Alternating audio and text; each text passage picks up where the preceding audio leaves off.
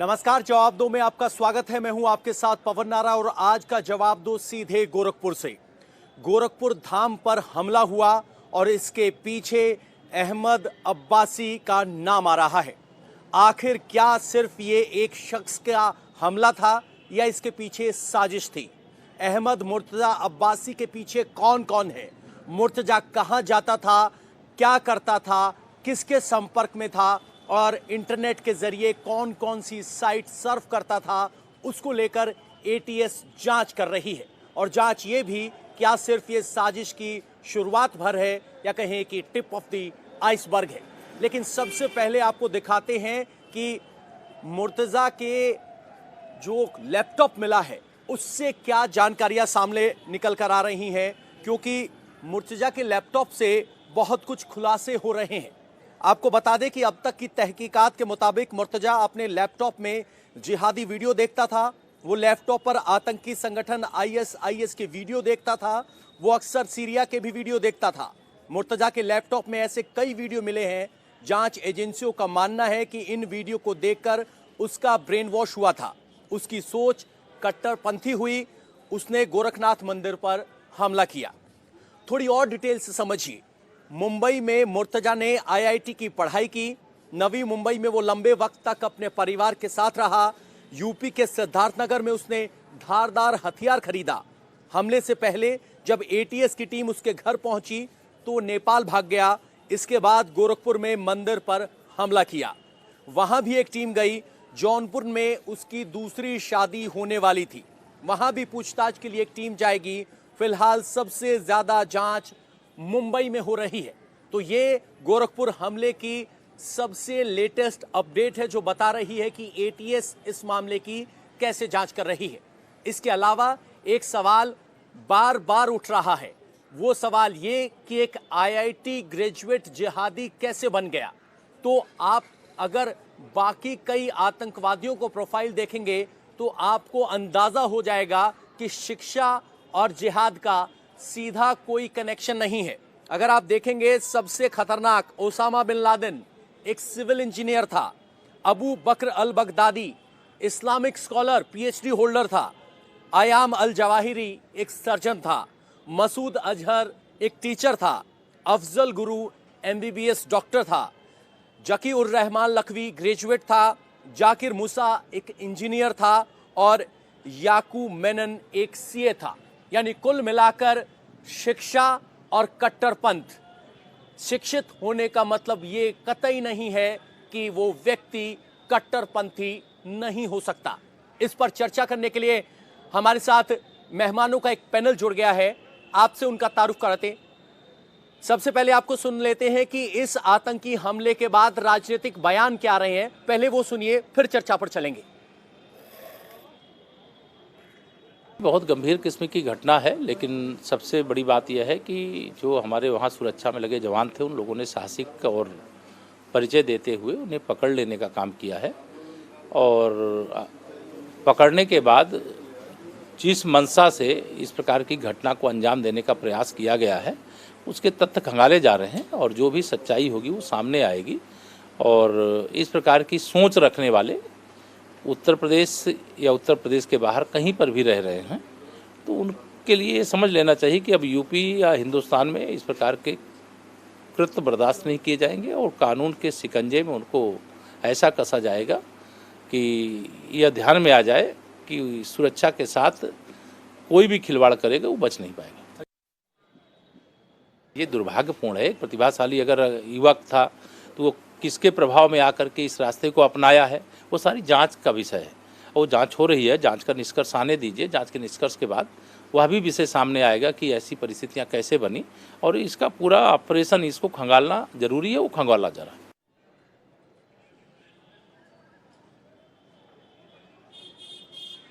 तो आपने देखा किस तरीके से बेहद गंभीर बता रहे हैं इसे यूपी के उप मुख्यमंत्री। इस पर चर्चा करने के लिए शलभमणि त्रिपाठी हमारे साथ हैं, शिवम त्यागी हैं, इसके अलावा सीपी राय साहब भी हमारे साथ हैं।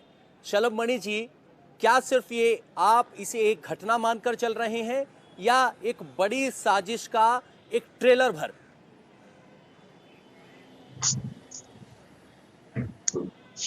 कुछ छुपा था। और मैं तो धन्यवाद देना चाहूँगा पुलिस के उन जवानों का जिन्होंने खुद जख्मी होते हुए अपनी जान को दांव पर लगाकर इस व्यक्ति को पकड़ा है। अपने आप में बहुत ही खतरनाक है, और क्योंकि पहले भी ऐसा हुआ है। गोरखपुर जो मंदिर है, श्री गोरक्षनाथ मंदिर, पहले भी आतंकियों के निशाने पर रही है। कांग्रेस की हुकूमत थी जब केंद्र में आदरणीय मनमोहन सिंह जी की सरकार थी, उस वक्त भी इस बात के इनपुट मिले थे और उसी के बाद मंदिर परिसर की सुरक्षा बढ़ाई गई थी। माननीय मुख्यमंत्री जी उस वक्त सांसद होते थे, उनकी भी सुरक्षा बढ़ाई गई थी। और मुझे याद आता है कि बतौर सांसद योगी आदित्यनाथ जी ने कहा था कि सुरक्षा की आवश्यकता नहीं है, लेकिन केंद्र की मनमोहन सिंह जी की सरकार ने कहा था कि नहीं, इनपुट्स हैं और बहुत खतरनाक इनपुट्स हैं, इसके नाते सुरक्षा बढ़ाई जा रही है। उसके बाद गोरखपुर में एक सीरियल धमाके के दौरान एक साइकिल में ब्लास्ट भी हुआ था। तो हमेशा से ये जगह आतंकियों के निशाने पर रही है। मुझे लगता है कि कोइंसिडेंस भी हो सकता है या कोई ना कोई इसके पीछे एक साजिश हो सकती है कि नवरात्रि चल रही है, मुख्यमंत्री जी को गोरखपुर होना था, उसी दिन शाम को मुख्यमंत्री जी को गोरखपुर पहुंचना था जब ये वाकया हुआ है। और इसमें मुझे लगता है कि एजेंसीज अपना काम कर रही हैं। जो भी तथ्य होंगे, जो भी इसके पीछे मास्टरमाइंड होंगे, जो भी इसके पीछे साजिश होगी, बहुत जल्द निकल कर सामने आएगी।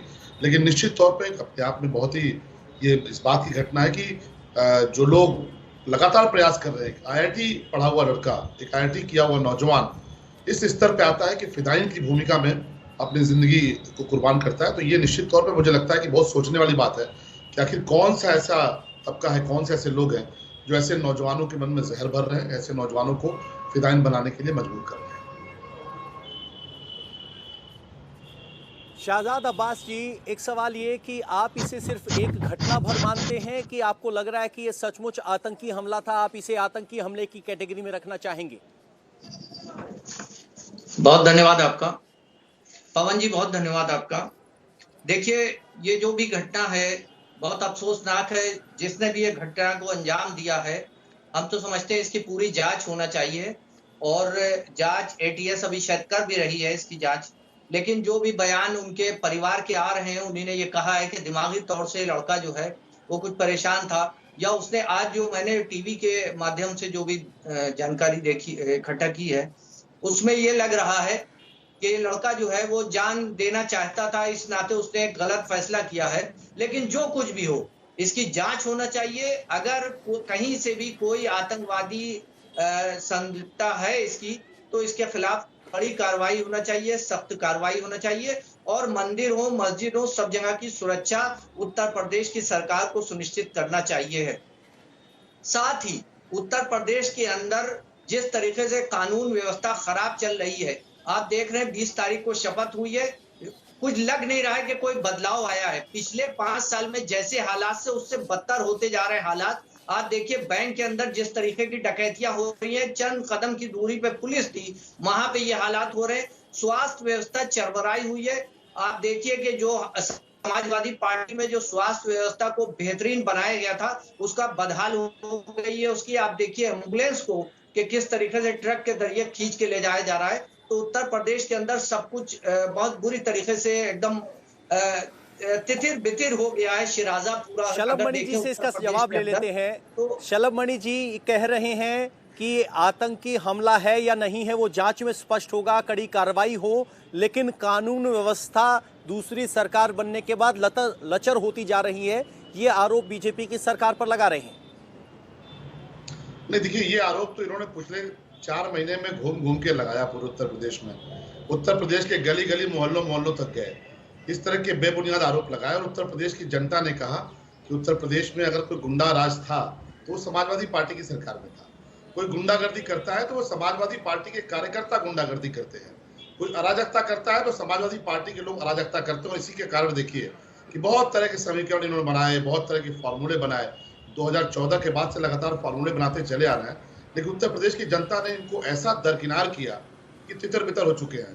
कानून व्यवस्था तो इतनी शानदार है कि आप देखिए, इतनी बड़ी साजिश थी, लेकिन हमारे पुलिस के लोगों ने जान पर खेलकर इस साजिश को बेनकाब किया। नहीं तो ये तमाम सारे लोग जो उसको मानसिक दिवालिया बता के, मानसिक बीमार बताकर अभी डिफेंड करने उतर आए। मैं ये नहीं समझता कि जो कहते हैं मानसिक तौर पे बीमार था, तो ये किसी मस्जिद में जाके उसने हमला क्यों नहीं किया?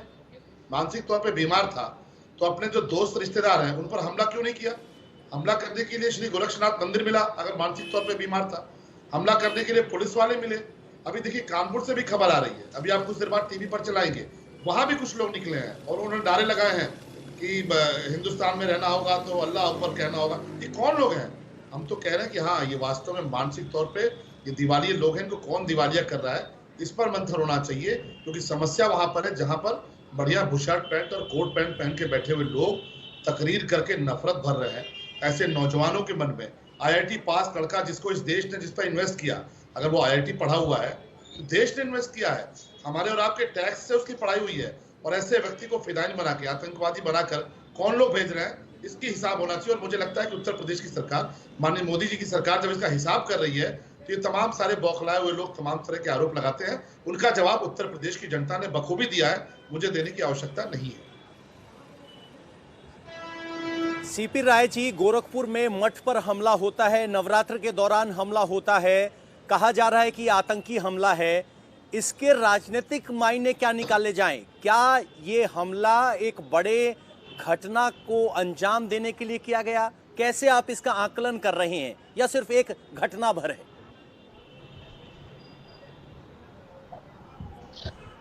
पहली बात तो एक व्यक्ति ने हमला किया, मैं नहीं समझ पा रहा हूं कि एक व्यक्ति ये सोच के आया होगा कि वो अकेले जाएगा और कोई बहुत बड़ा नुकसान कर देगा। हाँ, ये जांच का विषय है, पुलिस उसकी जांच कर रही है, इसकी जांच होनी भी चाहिए, गहनता से जांच होनी चाहिए। और जांच इसलिए भी ज़रूरी है कि एक ऐसा नौजवान जो IIT से पढ़ा हो, केमिकल इंजीनियर हो, आखिर वो इस तरह की हरकत क्यों कर रहा है? उसको तो अपने कैरियर पर ध्यान देना चाहिए, भविष्य पर ध्यान देना चाहिए। IIT से पढ़ा है तो उसको अपने IIT के जो उसने हुनर सीखा है उससे देश के लिए काम करना चाहिए, देश के विकास के लिए काम करना चाहिए। वो करने के बजाय एक वो छोटा सा चाकू टाइप का हथियार लेके, या बाका जिसे कहते हैं, उसको लेकर के वो ये सोच रहा था कि वो कोई बहुत बड़ा काम कर देगा, ये आश्चर्यजनक है।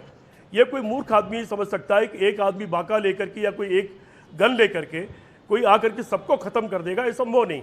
मैं तो आज तक ये नहीं समझ पाया हूँ कि 2-4 लड़के, 2 लड़के, 3 लड़के कश्मीर में आते हैं, 1-2 लोगों को मारते हैं, खुद मारे जाते हैं। इसी तरह से वो नक्सलवादी हो या इस तरह की घटना करने वाले लोग, ये क्या सोच के ये करते हैं, मेरे लिए बहुत आश्चर्य की चीज़ है। क्या समझते हैं कि इस देश के ऊपर वो हुकूमत बदल देंगे, कोई क्रांति कर देंगे, या इतनी बड़ी फौज और पुलिस की व्यवस्था से लड़ लेंगे? ये आश्चर्यजनक है। ये अपने आप में मनोवैज्ञानिक अध्ययन का भी सवाल है और इस देश के भविष्य का भी सवाल है कि पढ़े लिखे लोग अगर इस रास्ते पर चल रहे हैं तो क्यों चल रहे हैं, और उसके पीछे कौन सी ताकतें हैं जो उनको इस रास्ते पर ले जा रही हैं। उन पढ़े लिखे लोग ऐसा क्यों कर रहे हैं, सचमुच गंभीर सवाल है। अतीकुर रहमान जी, मुस्लिम स्कॉलर, हमारे साथ हैं। अतीकुर रहमान साहब, एक लड़का जो IIT इंजीनियरिंग करता है, फिर वो इस तरह की बातें करते हुए एक धार्मिक जगह पर हमला करता है, इस्लाम की टीचिंग में ये गलती कहाँ हो रही है कि बहुत से लोग जो इस्लाम को आगे रखकर इस तरह की हरकतें करते हैं? क्या आपको लगता है कि जो इस्लाम का इंटरप्रिटेशन मौलाना समझा रहे हैं वो सही समझा रहे हैं, या वहां पर सुधार करने की जरूरत है? पवन जी, सुधार तो देखिए बहुत जगहों पे जरूरी है। सीपी राय साहब ने जिस तरह से कहा कि ये एक ऐसा इशू है जिसके ऊपर हमारे एजेंसीज को बहुत गंभीर से विचार करना चाहिए। आपने जो मुझसे सवाल किया है कि क्या कहीं पर इस्लामिक टीचिंग्स के अंदर जो मौलाना टीचिंग्स कर रहे हैं उसमें कहीं पर हमको जरूरत है सुधार करने की, तो अवश्य मैं कहूंगा कि देखिए सुधार तो बहुत जरूरत है, क्योंकि अमेरिका ने टेररिज्म के नाम पे जो मदरसों का गैर इस्तेमाल किया अफगानिस्तान में, इराक में, सीरिया में, उसका बहुत बड़ा असर कम्युनिटी को झेलना पड़ा है और हम लोग करेक्टिव मेजर्स ले रहे हैं, लेते रहेंगे। मैं आपका ध्यान दिलाना चाहूंगा, देखिए जब हमारे CDS रावत साहब जब जिंदा थे, उन्होंने एक मुहिम चलाने की बात की थी कि डी रेडिकलाइजेशन कैंप्स शुरू करना चाहिए। उन्होंने क्योंकि केंद्र बिंदु अपना बनाया था कश्मीर पे, उनको हमने अपोज भी किया था और मैंने उस वक्त प्रपोज किया था कि ना सिर्फ कश्मीर में बल्कि हमारे तमाम शहरों के अंदर, तमाम IITs के अंदर, खास तौर से यूनिवर्सिटीज के अंदर डी रेडिकलाइजेशन कैंप चलाना चाहिए, ताकि हम जो ये हेट क्राइम्स, देखिए फिर से मैं आपका ध्यान दिलाना चाहूंगा NCPR की रिपोर्ट की तरफ, जो कह रही है कि पिछले 7-8 वर्षों के अंदर हमारा हेट क्राइम कितना बढ़ गया है मुल्क के अंदर। तो ये तमाम इश्यूज को गंभीरता से हमको लेना चाहिए। हमारी स्टेट एजेंसीज को हमको सक्षम बनाना पड़ेगा, हमारी सरकारों को, और मैं पूरी तरह से आपको विश्वास दिला रहा हूं, देखिए हमारी इलेक्टेड गवर्नमेंट है, असेंबलीज है, पार्लियामेंट है, जो एक्शन लेंगी हमारी कम्युनिटी और तमाम कम्युनिटीज हिंदू मुसलमान साथ में मिलकर कंधे से कंधा मिलाकर इस रेडिकलाइजेशन को खत्म करने के लिए सख्त कदम उठाने की कोशिश करेंगे। सर, आपने हेट क्राइम शब्द का इस्तेमाल किया, क्या आप हेट क्राइम के जरिए इस तरह की गतिविधियों को जस्टिफाई करने की कोशिश कर रहे हैं? जी, मुझे आशंका थी कि आप मुझसे ये सवाल पूछेंगे, लेकिन मैंने पहले सोच के रखा था, मैं भूल गया कि कहीं से कहीं तक भी किसी ऐसे क्राइम को जस्टिफाई ना मैं कर सकता हूं, और अगर मेरी जैसी छोटी हस्ती कर भी रही है तो हमारी स्टेट एजेंसीज इतनी वो नहीं है, इतनी मासूम नहीं है, इतनी उनको पावर्स है कि वो हमारे जैसे लोगों को आराम से पछाड़ सकते हैं। जस्टिफिकेशन इन चीजों का नहीं होना चाहिए। मैं आपका ध्यान दिलाना चाह रहा हूं उन घटनाओं की तरफ, कल जो नरसिंह आनंद ने जो जहर घोलने की कोशिश फिर से एक बार की है, बल्कि मैं तो ये कहना चाहूंगा, लेकिन आप क्योंकि उसको मेरे इस वक्तव्य को जस्टिफिकेशन के तौर पे ले लेंगे, इसीलिए मैं परहेज कर रहा था ये बात कहने से कि जो नरसिंह आनंद ने कोई जस्टिफिकेशन नहीं, नरसिम्हानंद को गिरफ्तार कीजिए, हम नहीं कहते हैं, वो जब भी मुंह खोलते हैं गलत ही बोलते हैं। सर, नरसिम्हानंद को तो गिरफ्तार करना चाहिए, वो जब भी मुंह खोलते गलत बोलते हैं, उसमें तो हमने कभी नहीं कहा। सब अपना अपना देखें, हर कोई अपनी कमियां सुधारे तो कुछ सुधार हो सकता है। अब एक दूसरे के नाम गिनाने लगेंगे तो मुश्किल हो जाएगी ना। इसीलिए मैं परहेज कर रहा था। देखिए, इसलिए मैंने जनरल बात की थी, डी रेडिकलाइजेशन हमारी सोसाइटी का बहुत आवश्यक है।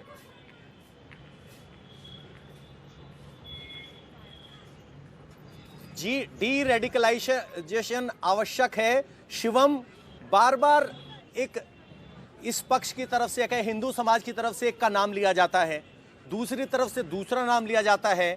जैसे राजनीति में होता है कि तुम्हारे यहाँ दागी मेरे यहाँ दागी, वैसे ही अब क्या आतंकवाद में भी ये होगा कि ये इस धर्म का आतंकवादी, ये इस धर्म का आतंकवादी? आतंकवाद का तो कोई धर्म नहीं होना चाहिए। शिवम। पवन जी, मुझे लगता है बिल्कुल नहीं होना चाहिए, और खास तौर पर ये कोई राजनीति नहीं है। कोई भी आतंकवादी जब आकर बम फोड़ता है तो वो हिंदू या मुसलमान तो कम से कम नहीं देखता, तो इस तरह से तो बात नहीं करनी चाहिए। मैं सभी बातों का जवाब देते आऊंगा कि डी रेडिकलाइजेशन होना चाहिए या नहीं होना चाहिए, बट सीपी राय जी की सोच से, और जो लोग ऐसा सोचते हैं, इस सोच से मैं आज भी अचंभित हूं। ये कहते हैं कि इस पर रिसर्च होना चाहिए, ऐसा क्यों हो रहा है? अंतरराष्ट्रीय स्तर पर एक से एक बड़े से बड़े आतंकवादी इतने ट्रेंड और इतने पढ़े लिखे थे कि उन्होंने इतने बड़े बड़े काम कर दिए कि हम सोच नहीं सकते। अबू अल बकर बगदादी जो था, जो हेड था ISIS का, वो PhD था। Osama bin Laden civil engineer था।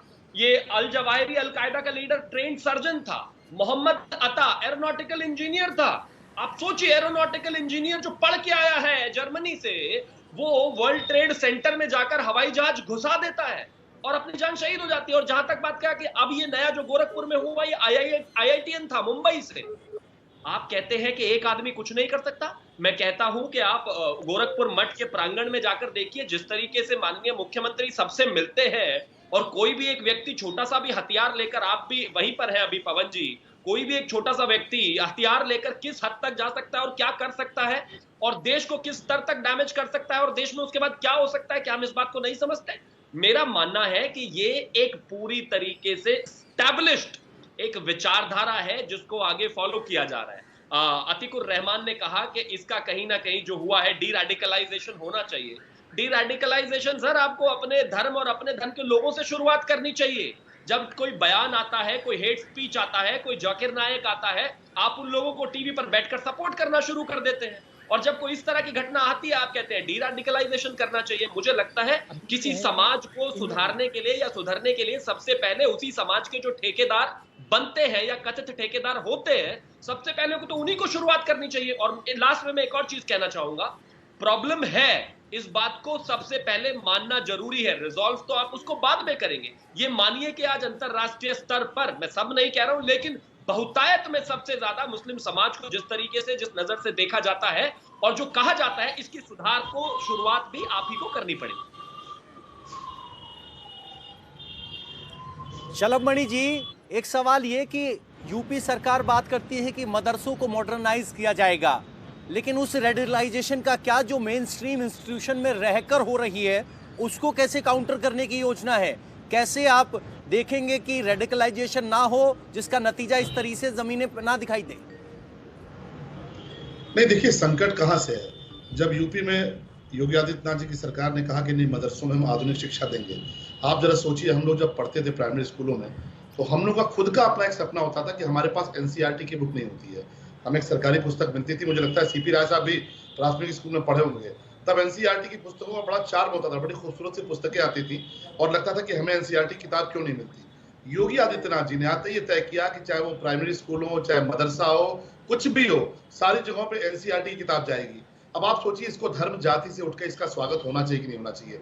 हर वर्ग ने स्वागत किया, लेकिन कुछ लोग आ गए चरमपंथी जिन्होंने इसका विरोध किया। कहा नहीं, हम एनसीईआरटी का पैटर्न नहीं मानेंगे, हम तो केवल धार्मिक शिक्षा देंगे। योगी जी ने कहा कि सबको कंप्यूटर शिक्षा मिलनी चाहिए, कुरान भी पढ़िए, कंप्यूटर भी पढ़िए, इसका भी स्वागत होना चाहिए। सर, लेकिन वहां भी कुछ लोग सर एक मिनट, आप हैं समाजवादी पार्टी के नेता हैं, यही बात कर लेते हैं। पक्ष और विपक्ष अगर साथ होगा तो फिर बाकी मौलाना की क्या बात है? शहजाद अब्बास जी, क्या मदरसों में एनसीईआरटी की किताबें पढ़ाई जानी चाहिए? स्टैंडर्डाइजेशन ऑफ एजुकेशन होना चाहिए? पवन जी, देखिए, विपक्ष जितने सवाल उठाएगा लोकतंत्र उतना मजबूत होगा।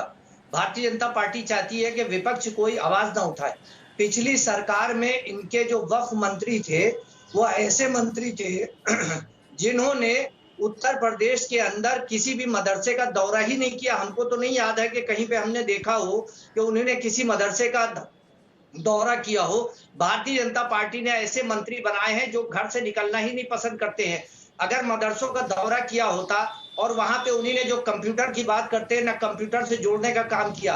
उत्तर प्रदेश की राजधानी लखनऊ के अंदर मदरसे, फुरखानिया मदरसा है, सुल्तानु मदारसी है, नाजमिया मदरसा है। किसी मदरसे के अंदर उत्तर प्रदेश के जो वक्फ मंत्री थे, राज मंत्री, उन्हीं ने दौरा ही नहीं किया।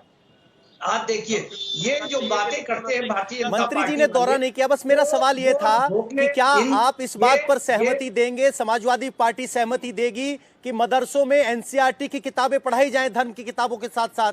इसमें क्या गलत नजर आता है आपको? मॉडर्न एजुकेशन होनी चाहिए, हम भी इसका स्वागत करते हैं। इसमें कोई जरूरी नहीं है कि खाली धार्मिक किताबें हों। अगर उसके अंदर कंप्यूटर पढ़ाया जाता है, फिजिक्स पढ़ाई जाती है, केमिस्ट्री पढ़ाई जाए, बायोलॉजी पढ़ाई जाए या और सब्जेक्ट हो उसको पढ़ाया जाता है, तो उसमें बुराई क्या है? कोई भी मुसलमान इससे इनकार नहीं कर सकता है। ये तो भारतीय जनता पार्टी जबरदस्ती का इनकार अपनी तरफ से बना लेती है कि वो तैयार नहीं है, मुसलमान तैयार नहीं है। अरे भाई, आपने दौरा क्या किया? मैं तो पूछ रहा हूँ पवन जी, आप देखिए तो पिछला 5 साल का रिकॉर्ड उठा के देखिए कि जो मंत्री इनके थे वो कितने मदरसों के अंदर गए, और गए तो छोड़िए, वो जिस समाज से आते थे उस समाज से उन्होंने कभी संपर्क ही नहीं किया। ना वहां के धर्मगुरुओं से बात की, इसके ऊपर इस स्तर पे बात की, ना उस मदरसों के प्रिंसिपल के पास गए, कहीं पे भी नहीं गए। मैं भी राजनीति में हूं, मैं भी देखता हूं, मेरी भी तो कम से कम आज हम अपनी उपलब्धि है मान ले कि समाजवादी पार्टी और बीजेपी दोनों मदरसों के मॉडर्नाइजेशन और एनसीईआरटी की किताबें लागू करने पर सहमत हैं। अतीकुर रहमान साहब भी हमारे साथ हैं। अतीकुर रहमान साहब, ये तो बात हुई एनसीईआरटी किताबों की मदरसे में लागू करने की।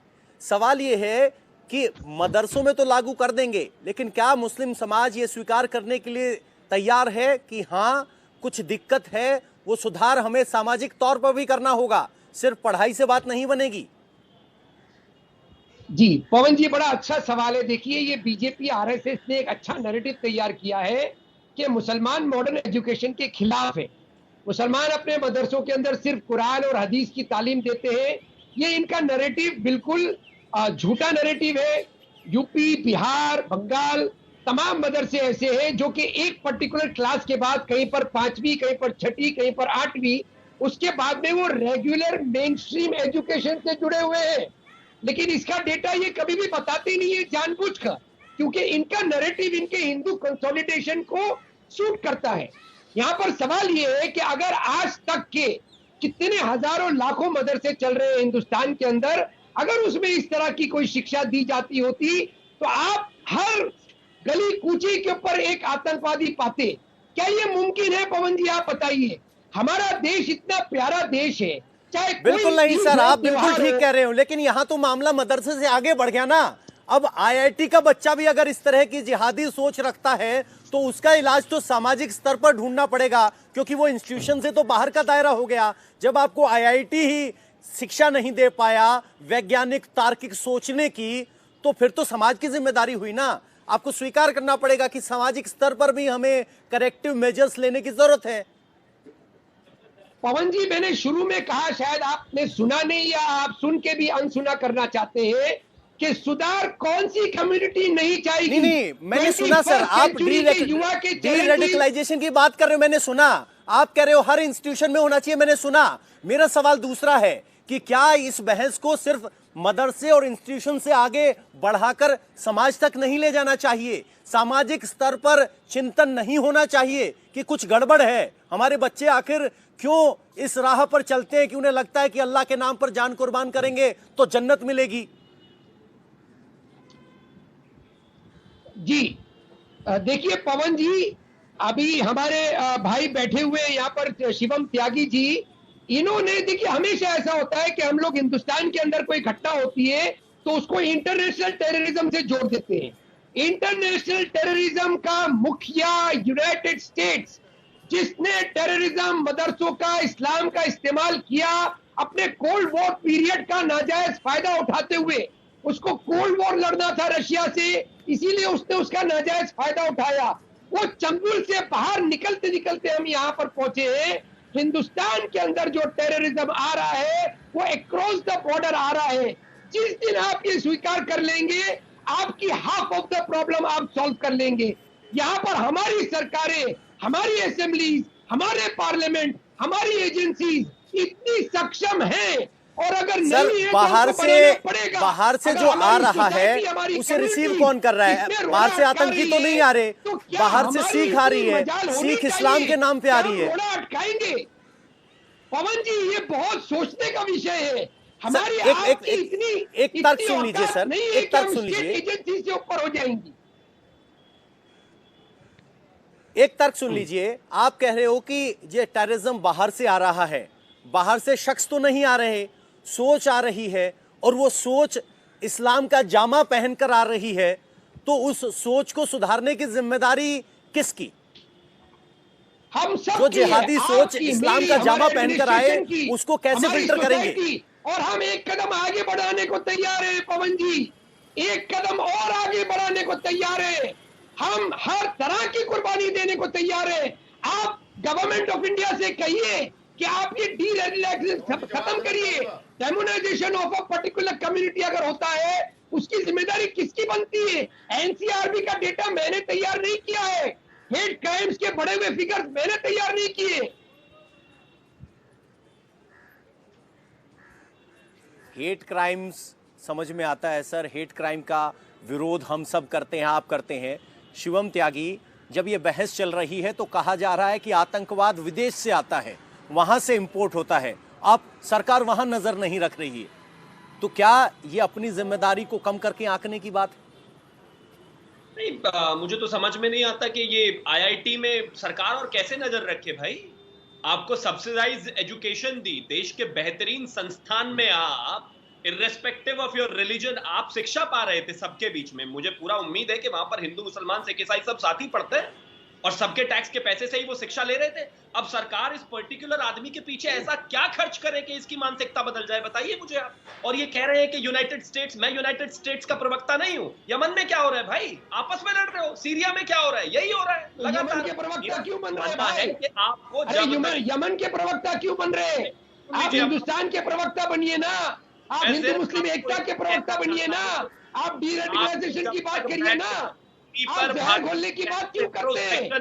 करेंगे जब तक इंट्रोस्पेक्शन नहीं करेंगे, जब तक इन चीजों की वकालत कौन करेगा इंट्रोस्पेक्शन? चलिए, सही है। मैंने कहा कि हम एक कदम आगे बढ़ाएंगे। बताइए इंट्रोस्पेक्शन कहाँ होना चाहिए? एक समुदाय की इंट्रोस्पेक्शन कराना चाहते हैं आप? विरोधी आप रहे। शिवम एक मिनट रुकिए।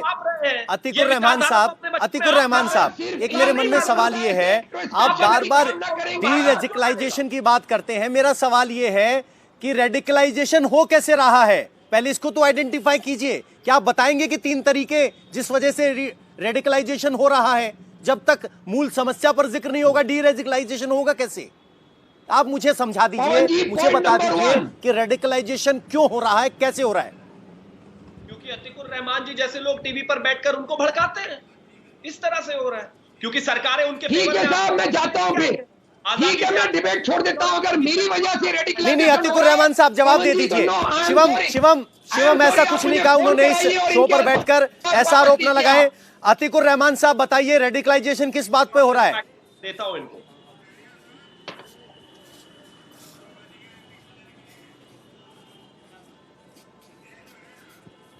अतीकुर रहमान साहब,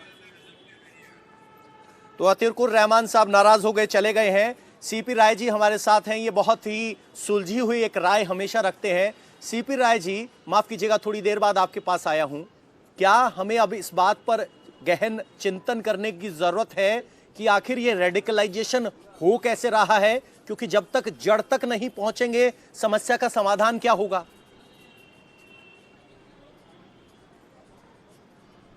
जी, मैं 2-3 बातें कहूँगा। पहले तो शुभम ने मेरी बात समझने की गलती की। मेरा जब कहना ये था कि 1-2 आदमी आके कुछ बिगाड़ नहीं सकते, वो कहना मेरा इसलिए था कि मुझे अपने उत्तर प्रदेश की पुलिस पर, मुख्यमंत्री के सुरक्षा में लगे हुए लोगों पर, सेमी जो आर्म फोर्सेस हैं और मेरी आर्मी पर मुझे इतना भरोसा है कि कोई कुछ बिगाड़ नहीं सकता। इसलिए मैंने कहा कि 2-4 लड़के तमंचे लेके, जिसे AK-47 कहते हैं, या कुछ लेके इस भारत में किसी का कुछ नहीं बिगाड़ सकते। छोटा मोटा हमला करके छोटे मोटे नुकसान कर सकते हैं। इसलिए इस तरह के कोई प्रयास बेकार है। नंबर 2 बात, हिंदू हो या मुसलमान, धार्मिक उन्माद की बातें किसी भी हालत में कोई भी कानून बना करके, सर्वसम्मति बना करके बिल्कुल रुक जानी चाहिए इस देश में। और दोनों ही धर्म अपने धर्म की बुराइयों के खिलाफ खुद लड़ना जिस दिन शुरू कर देंगे, उस दिन दोनों ही धर्म के लोग अच्छे हो जाएंगे और इस तरह के हालात पैदा होने बंद हो जाएंगे। इस तरह की बहस हमको करने की जरूरत नहीं पड़ेगी, बल्कि हम बहस क्या करेंगे कि हम चीन के मुकाबले आगे कैसे जाएं, अमेरिका और इंग्लैंड के मुकाबले आगे कैसे जाएं, हम वो बहस कर रहे होंगे।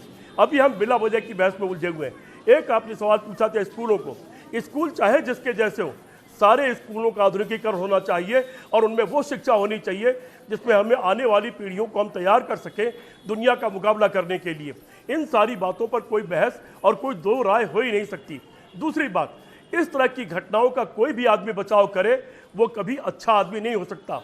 इस तरह की घटनाओं का बुराई की निंदा सारे लोगों को मिलकर करनी चाहिए और उन लोगों को और आगे बढ़ के करनी चाहिए जिनके बीच से निकल के कोई आदमी ऐसी घटना करता है।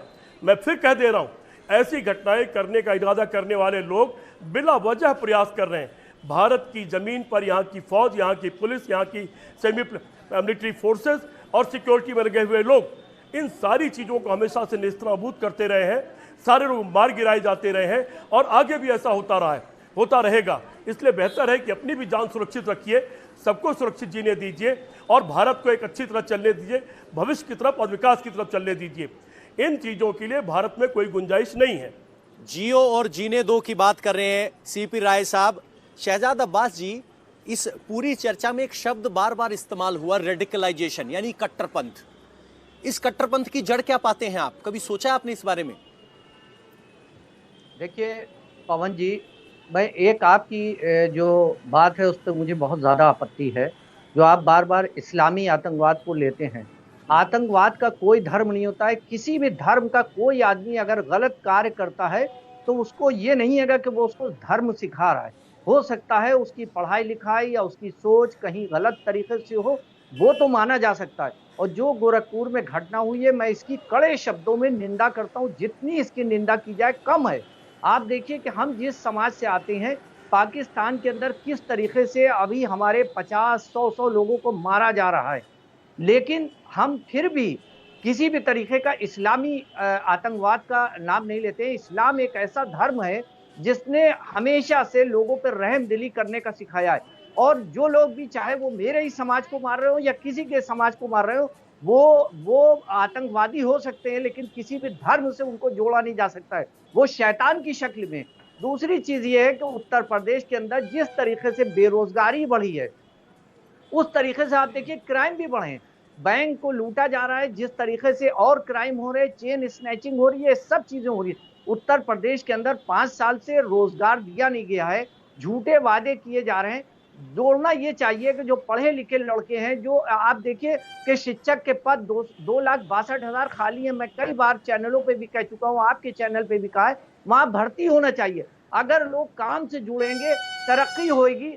अब लोग समाज के अंदर जो है तरक्की जब पाएंगे तो वो तमाम चीजों से, परेशानियों से दूर जी, होंगे। आपकी बात मैंने सुनी, बस मेरी एक दुविधा दूर कर दीजिए। कई बार हमें आप कटघरे में खड़ा करते हो कि हम इस्लामिक आतंकवाद शब्द का इस्तेमाल करते हैं। मैंने सिर्फ कहा कि आतंकवाद इस्लाम के नाम पर, जब कहा जाए कि मैं अल्लाह के रास्ते पर कुर्बान होना चाहता हूं और उसके लिए इस तरह की वारदात की जाए, तो उसके लिए किस शब्द का इस्तेमाल करना चाहिए?